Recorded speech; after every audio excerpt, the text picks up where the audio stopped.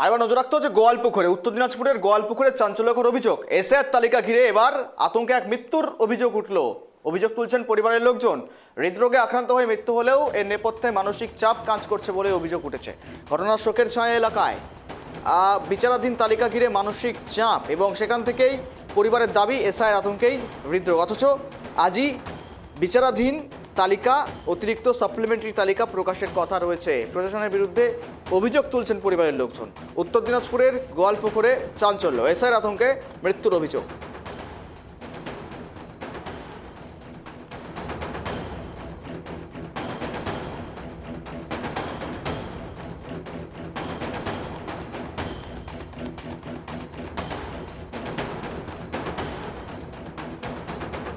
গোয়ালপুকুরে নজর রাখছি। উত্তর দিনাজপুরের গোয়ালপুকুরে মানসিক চাপেই কার্যত মৃত্যুর অভিযোগটা উঠছে।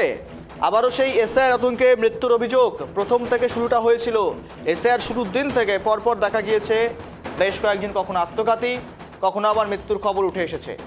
এবং আরও একবার হৃদরোগে আক্রান্ত হয়ে মানসিক চাপে অভিযোগ উঠছে মৃত্যুর। দাবি করছে পরিবারের লোকজন যে বিচারাধীন আন্ডার অ্যাডজুডিকেশন ছিল এবং সেখান থেকেই বিচারাধীন তালিকায় থাকা ব্যক্তির মৃত্যু, এবং সেই মৃত্যু নিয়েই তৈরি হচ্ছে চাঞ্চল্য। প্রশাসনের বিরুদ্ধে অভিযোগ উঠছে।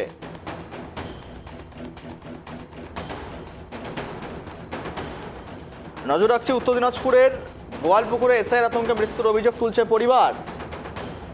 সকলে জানেন যেই চূড়ান্ত প্রথম তালিকা প্রকাশ পেয়েছে তার মধ্যে প্রায় 60 লক্ষ নাম আন্ডার অ্যাডজুডিকেশন রয়েছে।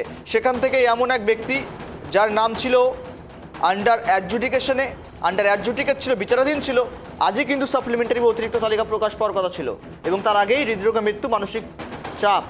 আমরা তো কথা বলি, আপডেট নিয়ে সঙ্গে রয়েছে প্রতিনিধি সচিন, ভালো করে আপডেট দেবে। সচিন, আজই তো সাপ্লিমেন্টারি তালিকা প্রকাশ করার কথা রয়েছে কমিশন, তার আগেই কার্যত বিচারাধীন এই ভোটারের মৃত্যুকে ঘিরে ব্যাপক চাঞ্চল্য তৈরি হয়েছে। অভিযোগ করছে বাড়ির লোকজন, পরিবারের লোকজন বলছে যে এসআইআর আতঙ্কেই নাকি মৃত্যু।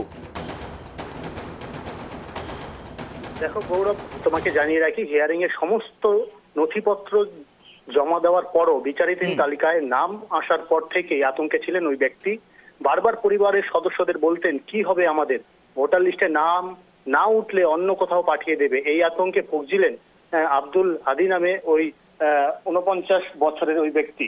সোমবার সকালে বাড়িতেই হৃদরোগে আক্রান্ত হয়ে মৃত্যু হয় ওই ব্যক্তির বলে দাবি পরিবারের। এই ঘটনায় রীতিমতো শোকের ছায়া নেমে আসে গ্রাম জুড়ে। অন্যদিকে এসআইআর আতঙ্কে মৃত্যুর খবর পেয়ে বাড়িতে ছুটে যান স্থানীয় গ্রাম পঞ্চায়েতের প্রধান নুরুদ্দিন। তিনি এই মৃত্যুর দায়ী নির্বাচন কমিশন ও কেন্দ্রীয় সরকারকে ওপর দায়ী করেছেন।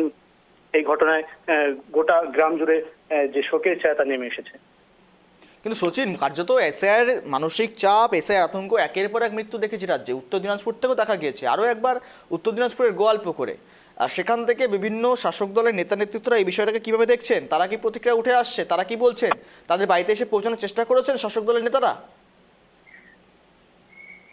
দেখো, একেবারেই শাসক দলের পক্ষ থেকেও এটা অভিযোগ জানাচ্ছে যে নির্বাচন কমিশন এই ধরনের গাফিলতি করছেন, তার ফলেই এই ধরনের ঘটনা ঘটছে। বারবার আমরা দেখেছি এর আগেও বহুবার উত্তর দিনাজপুর জেলায় সেই ধরনের আবারও এই ঘটনার পুনরাবৃত্তি হলো গোয়ালপুকুরে।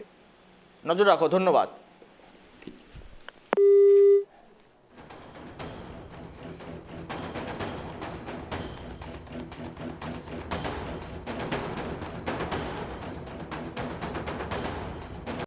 ওই তো এসআইয়ের এই আন্ডার রেজিস্ট্রেশন নাম আছে না, তার জন্য প্রধান দাদুর কাছে গিয়েছিল সকালে, যে বলেছে যে কি হবে, আমার এসআই নাম আছে, বিচারের নাম ঠিক হবে কি হবে, এই নিয়ে খুব টেনশন করতো।